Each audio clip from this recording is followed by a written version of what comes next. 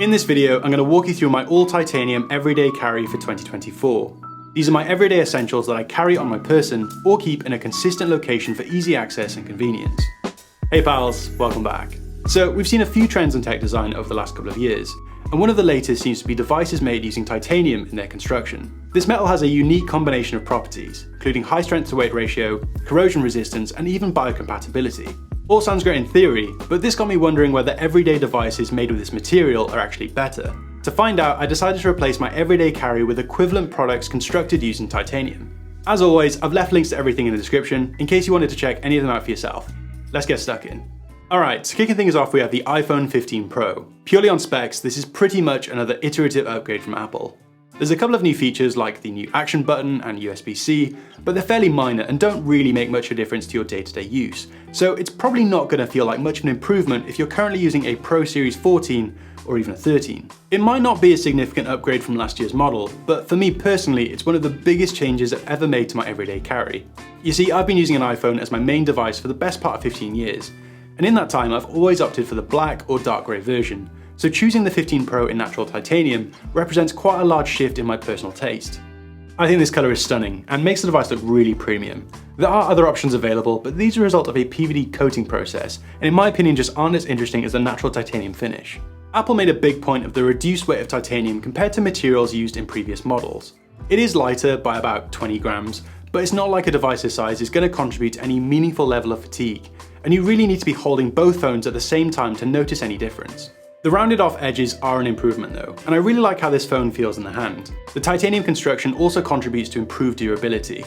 However, unless you're incredibly confident, you're probably still going to use this phone with a case, which is a bit of a shame really, because it takes the shine off all these new advantages. So you might have noticed my home screen setup. I recently released a minimal icon pack called Flow, which is now available to purchase on my website along with some of my wallpapers. Flow is a collection of 79 popular app icons in 6 different color variants. It's designed to minimize distractions and elevate your home screen while helping you to be more intentional with how you interact with your phone. Link is below if you fancy checking it out, but let's get back to the video. I hate having messy keys, so I've used organizers like this one from OrbitKey in the past, which holds them all in a neat stack so they don't protrude in my pocket, and just looks a lot tidier overall. In keeping with the theme of this video, I came across the Q3 from Quiet Carry, which has a stonewashed titanium housing and also includes a nice multi-tool, which flicks out in a really satisfying way. There is a bladed option, but I've never really been that into knives, and the multi-tool is a lot more practical for my needs. Apparently it holds up to 8 keys if you use the included extension posts, but I would imagine this would start to feel quite bulky, so you're probably better off using less. The design is quite striking, and I do enjoy having the multi-tool, but sometimes I find it difficult to access the middle keys, and the screws that hold everything together get loose quite often, so unfortunately I'm not sure if this is one I'd recommend. The Orbit key holder works a lot better for its intended purpose, as the leather gives you a lot more flexibility, and it's also cheaper, more lightweight, and won't scratch up your other devices, so I'll probably just stick to using that to be honest. Finding a titanium equivalent for my wallet wasn't the easiest task, but I eventually found the Martindale money clip from James brand, which is an ultra minimal carry solution for your cards and cash. It's made from grade 5 titanium and looks really clean. I've been using it for a few weeks now, and I've definitely felt like one of those cool guys with a money clip, but from a functional perspective, I can't say I love it. It's incredibly lightweight and much more pocketable than using a bulky wallet, but it can only carry about 3 or 4 cards before it starts to feel a bit cramped. And obviously there's no practical way of using this with Apple's AirTags, which is something I've come to rely on quite heavily. I also think that the clamping force is a bit too strong, which can make it difficult to use at times, and it also scratches up your cards too. Which isn't really a big deal, but it is a bit annoying, and may lead to issues later on if the chip or magnetic strip were to get damaged.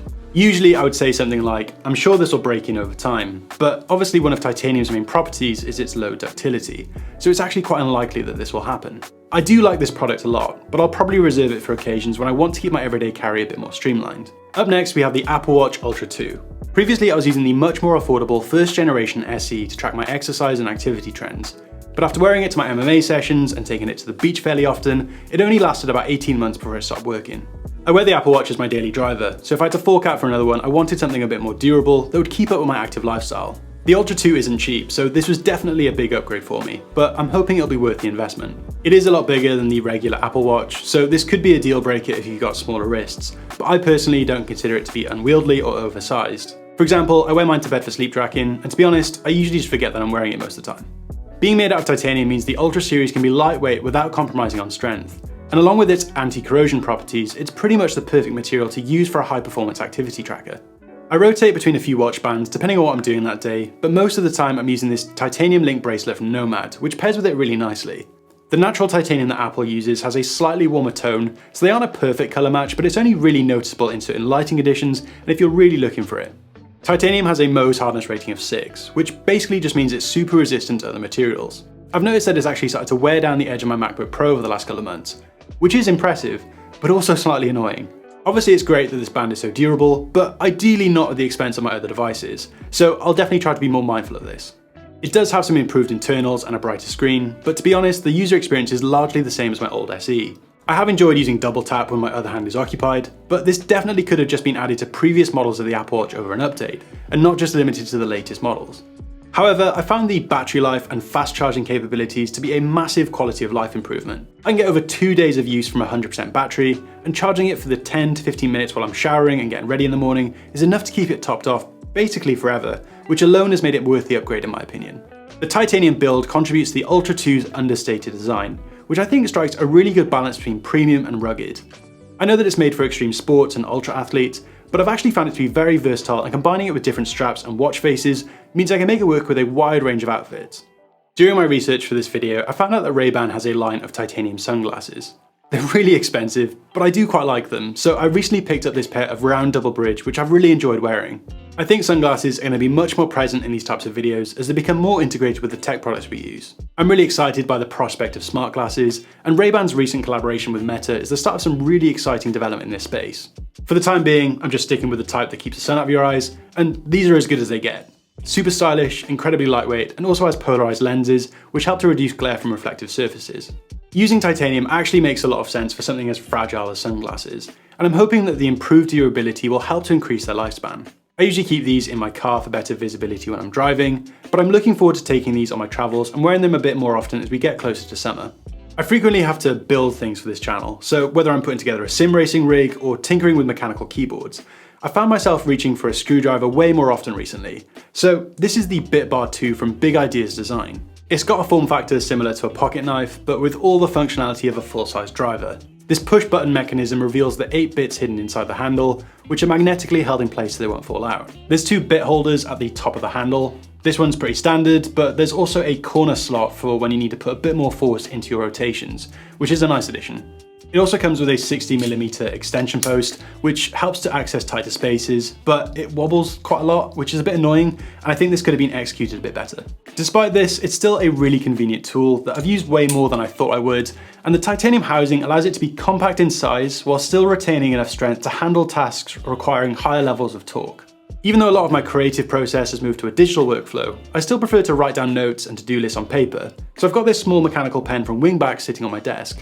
It's got a really timeless design with some nice knurling around the grip and top section, which has a really satisfying twist mechanism to reveal the nib. It's surprisingly weighty, which tells me there's probably stainless steel being used in other parts of the construction, but this is actually my preference as I'm quite clumsy with a pen. If we open it up, you'll see that it's using a Fisher Space Pen cartridge, which is basically a pressurized ballpoint that can be used in zero gravity.